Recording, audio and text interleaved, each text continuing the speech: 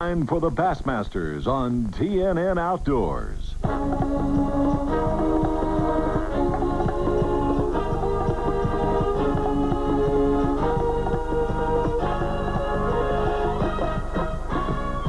Today on the Bassmasters, we're heading north. The Thousand Islands on the mighty St. Lawrence River in upstate New York. The place where smallmouth are abundant and one of the greatest bass fisheries in the United States. But it seems every time the Bassmaster Tournament Trail visits the Thousand Islands, these pros face some of the most grueling fishing conditions you can possibly imagine. We're at Clayton, New York, where the St. Lawrence River empties into Lake Ontario. Truly one of the roughest inland bodies of water anywhere. Just getting to and from a fishing spot can take 2 hours or more, leaving these pros with precious little fishing time to catch their bass. Last time we were here, the magic man from Michigan, Kevin Van Dam, won with an impressive catch of 41 pounds, 14 ounces. He's fishing the same smallmouth pattern, working the big lake rock piles. Right on his heels last time was the young pro from Texas, Clark Windland.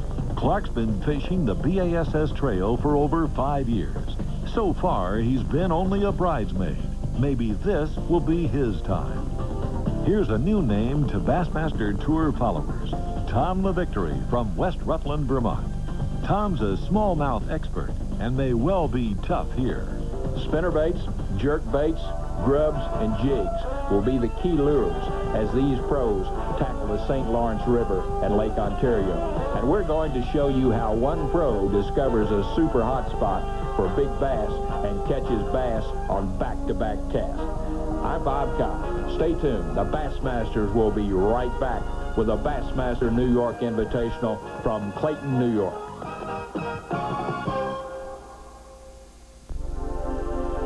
Pre-dawn. A crisp, foggy morning in upstate New York. The French Creek Marina on the St. Lawrence River, site of the 1997 Bassmaster New York Invitational, one of 4 Eastern Division qualifying events leading to this season's prestigious Bassmasters Classic World Championship. The St. Lawrence River, flowing into Lake Ontario. This Thousand Islands region offers some of the best bass fishing anywhere. Largemouth, smallmouth, and a variety of northern species abound here. But one factor that always comes into play here is the wind. Lake Ontario can roll like the ocean when a stiff breeze blows. Weather's the whole key to this fishery. I mean, you can be on the best fish in the lake and most potential for winning, and then the wind could just run you off of them. You know, you gotta basically plan around the elements. I'm kind of susceptible this trip. If the wind blows real bad, I probably won't get back to my good areas. But if it blows reasonably hard, I'm going to still try.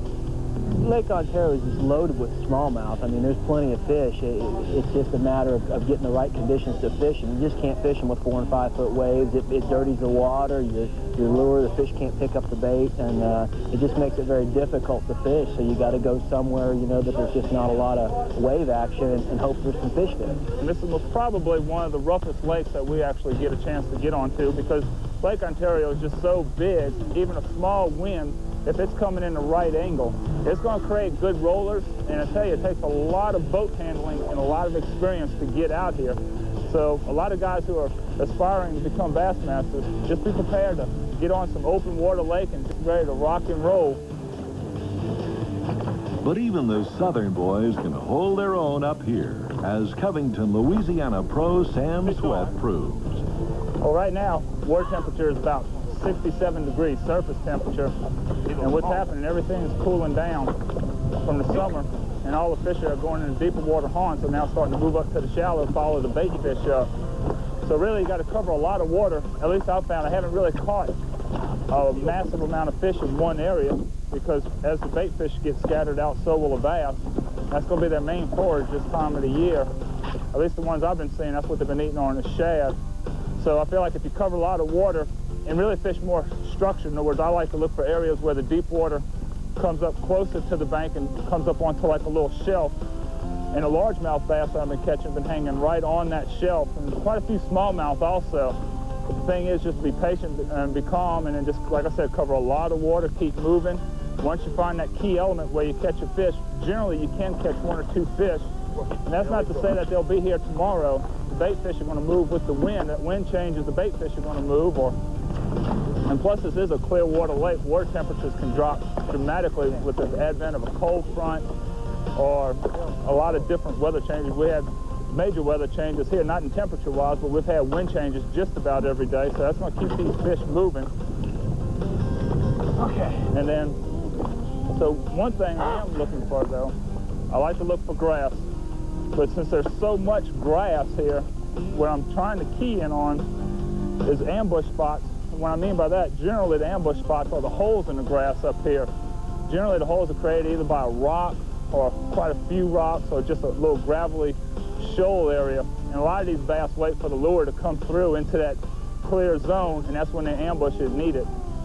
A good pair of polarized glasses is a must for fishing this clear water. A lot of times the strike can even occur and you not even feel it, but you'll see them starting to chase that bait. And sometimes just changing that lure presentation will really be to your advantage. The day one weigh-in sets the stage for what will unfold over the next 2 days. As the scrappy pro from Cedar Park, Texas, Clark Wendland, comes to the scales. Look at here. 17 pounds, 13 ounces, Clark. What is your biggest sell? Is that takes the lead? You are now leading this tournament, Clark. But that lead's hardly a safe one. Just 8 ounces back is Hot Springs, Arkansas pro Stephen Browning. Vermont's Tom LaVictory is third with a 5-bass limit of 16 pounds, 15 ounces. Florida's Bernie Schultz went running and gunning to land fourth. In all, these 325 pros weigh in 882 bass today, totaling 1,870 pounds. I caught most of these fish on a bulldog spinnerbait, fishing real shallow, 3 or 4 feet of water, scattered clumps of grass. Most of the fish, most people seem to be fishing a little bit too deep, and I'm trying to stay shallow. I've got one little largemouth place that I can catch them on a spook or on a spinnerbait, but most of them fishing for smallmouth, staying out in the main lake and catching fish really shallow. I'm taking about an hour and 40-minute boat ride, and I'm just really, I'm really confused. I don't know if I'm going to be able to make it back tomorrow night. I broke my trolling motor, and it's a rough ride. It really is. But the fish are good. Not getting a lot of bites, catching the fish on a black and blue pig and jig. And I feel like if I can get back there tomorrow, I can catch probably that quality of fish again.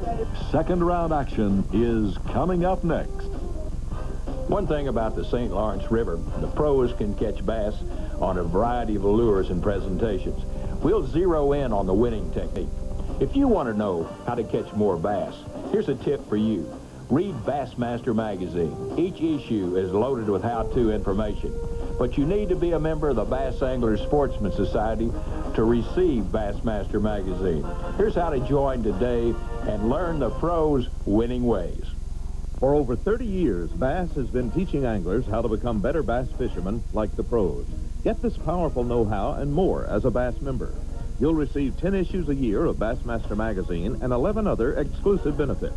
Call now and I'll send you this free tackle pack, Hank Parker's Vampire Lure, Berkeley's Power Craw and Trilene Line, and the Winning Secrets of the Bass Pros book. Join now at the special anniversary rate of only $1.25 a month. Call 1-800-501-6334. Day 2 of the Bassmaster Eastern Division New York Invitational on the St. Lawrence River in Lake Ontario. And today, the winds blow. Tournament leader Clark Wendland is running nearly 2 hours in 7-foot seas to his shallow water bar on Lake Ontario. This is the same pattern he fished here 2 years ago. My main pattern is fishing a bulldog spinnerbait in 3 to 8 feet of water, scattered grass and scattered rock. I'm fishing it very fast. I've got the blades on it are number 4 roll leaf blades, so I can reel it real fast, and I'm reeling as fast as I can and throwing as far as I can. I'll get a lot of the fish will hit a long way from the boat, and it'll take a long time to get them in, but basically I'm just making long casts and reeling as fast as I can. Meanwhile, back in the safer confines of the St. Lawrence River, Vermont's Tom LaVictory, in 3rd place, has been blown off yesterday's flipping pattern. Today, he's chunking his spinnerbait against wind-blown rocky banks. Yeah, a little measure anyways. Not a great big fish, but... In fourth place is Florida's Bernie Schultz. The high winds today have him pinned in from his run-and-gun tactic of yesterday. Well, yesterday we had a pretty agreeable day for Lake Ontario in the fall. The weather was breezy, but not bad, not intimidating. And I was able to get around real good. But today's a different story. Yesterday I caught the fish early and through most of the morning. I gambled a little bit in the afternoon. Once I got a good stringer, I ran some spots trying to get a real big bite. And it paid off. I got one big largemouth in an area and another pretty good one. But today, I don't know how the wind's going to do later in the day. Right now, it's blowing real good. And it's going to prevent me from getting to some areas I wanted to fish today. Throwing a Hildebrand spinnerbait right now. It's just trying to take advantage of this cloud cover right now, maybe get them going. It seems like a jerkbait works better when it's sunny. I have caught them when it's cloudy, but right now I'm just trying to get a spinnerbait bite. I caught about half my fish on a spinnerbait yesterday. I got 2 tandem willow leaf blades and a blue colored skirt with a twin tail trailer on it, and I got a trailer hook on there. It's real important to have that trailer hook. And now back to Tom LaVictory. I catch one in here. There it is. I thought I'd catch one along that edge, that grass line right there. Need a measure. That's 4. That grass line edge right there. There's a little bit of floating grass right here along this edge. That's usually what these fish in here will get on, and they'll feed on it. At the Day 2 weigh-in, yesterday's leader, Clark Wendland, has another 5 bass limit. Look at the weight. 14 pounds, 6 ounces, 14.6. This gentleman wants to know where you caught the bass.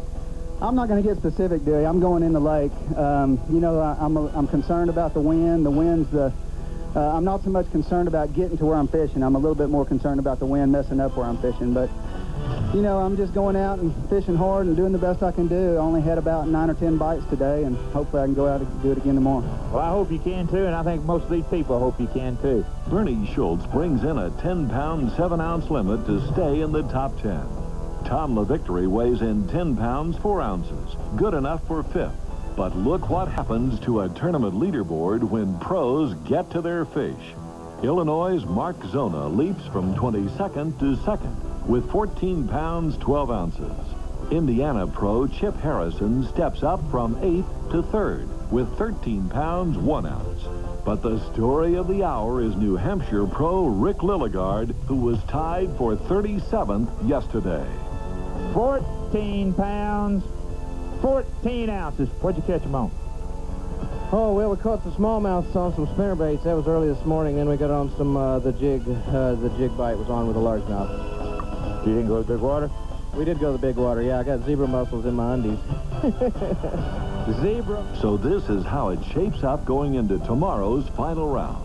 Rick Lilligard is on the fish, as he and second-day partner Tom Mann Jr. describe. He's got a fishing hole out there that I'm telling you, we pulled up on. We went to my spot first and fished 11:30, and we had 3 fish. And we pulled up on this spot about, I'd say, 12:30, and it was literally every cast. Okay, guys, sounds like our Bassmasters TV crew will have to brave tomorrow's weather conditions, too. Coming up next, we'll find out if Rick's honey hole is really that good. But first, it's time for Bass Mail, where you viewers send in questions for the pros. Jim Shechik of Rhinelander, Wisconsin, asked Tom Mann Jr., how do you rig a soft plastic lizard? What size hook and weight works best? Jim, that's a good question. I've got 2 different versions of lizards here. I've got a 6-inch lizard and a 4-inch lizard. I really like the 6-inch lizard when the fish are really aggressive and around a lot of big fish. Now, I like a 3/0 hook with a 1/4-ounce sinker when I'm using a 6-inch lizard. When I'm using a 4-inch lizard, kind of finesse fishing, and the bite really gets tough, I like to go to a 4-inch lizard with a 1/0 hook and an 1/8-ounce sinker. Seems to work best for me. This is the 6-inch lizard, and this is a 3/0. This is the hook I prefer. extra wide gap. And what I mean by that, it's got a big bite in it right here. I'm going to show you a little trick that I do in rigging my lizard. Start your hook point in. This is the belly of the lizard, where it starts to bend. You want to come straight out of the head. Okay, now, pull it down till you see the little bend and twist it all the way in. I want you to pull the eye all the way in the head of the lizard so it disappears. Now, here's the important part. When you're rigging a lizard, hang it straight. Always, any soft plastic, you want it to hang straight. Pinch the lizard up a little bit. And here's the thing that I do that some people don't. I really think it helps me catch a few more fish. I want the hook point to come all the way through, just like I've got it there. Now, what I've done, I've created a small channel for that hook point to come out. Now, I'm just going to pinch it right back in. What I've got, I've already got the hole there. On a long cast, you get a bite on a full cast out there, you might catch a few more fish because of that. If you have a question for the Bassmaster pros, write Bass Mail, 6708 Cherrywood Trail, Montgomery, Alabama, 36117. We may answer your question on the air. The final round of the Bassmaster New York Invitational. Rick Lilligard goes to his point of gold in the St. Lawrence River along Wolf Island. And as predicted, he connects on almost his first cast. The third day of practice, I just kind of was going down this shore, and it was real calm through here, and I caught a little fish off that rock jetty there. And there's 4 others come up with it. That constitutes the spot where I come from. This spot was actually a man-made rock pile. It looked like it had been dumped from the shore at some point. For a long time, I thought it might be some kind of an intake pipe or an outtake pipe, because a lot of times they'll attract a group of fish. But what it was is just a pile of rocks that were basically piled out in like 5 to 10 feet, but at the 10-foot break, it would fall into like an extra 5 to 8 feet with a lot of coontail, beautiful coontail moss growing all around it in that depth from about 12 to 15 feet. So it was an added attraction for the fish there. It was the only spot like this on an entire shore of 3 or 4 miles. It was just a textbook beautiful spot. My boat's out here in 30, 35 feet, and there's some real strong, good green coontail down about 10, 12 feet. I'm using this light line because the water's real clear here in Lake Ontario due to the zebra mussels and fluctuation of the zebra mussels in the last few years. But the fishing's still pretty strong here. I'm just using a 1/4 ounce spider jig here. It's a stand-up head, and really just crawling this really light bait.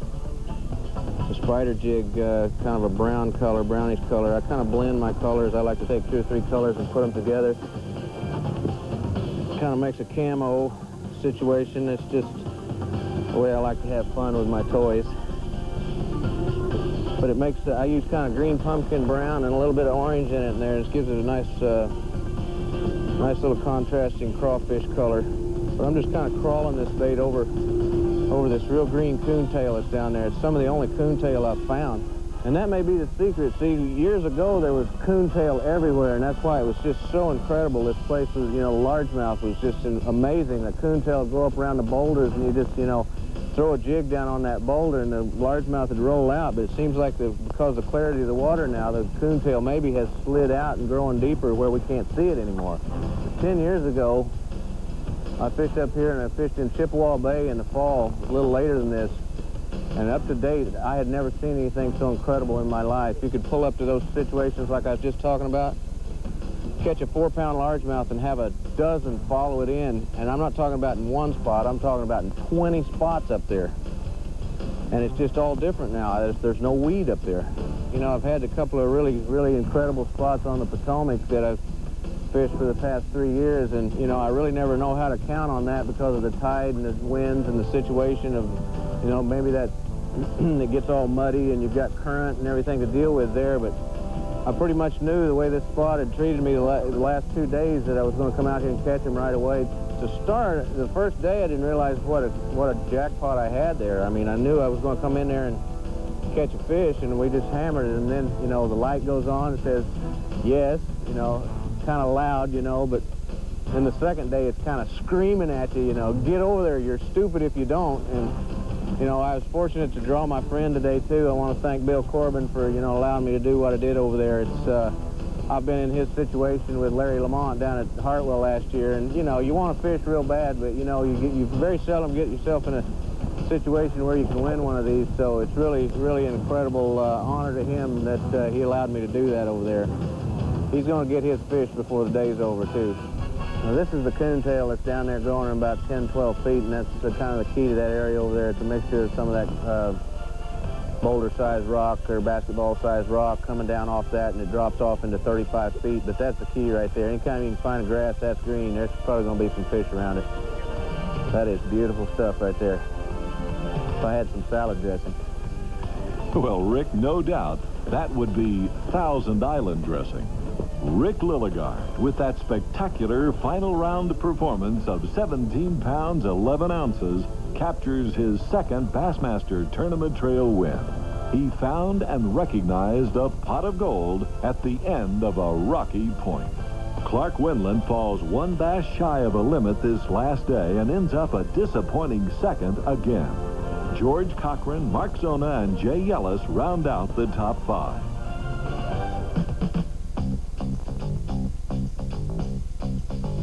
Now it's time for the Pros Pointer, the champion's winning tip.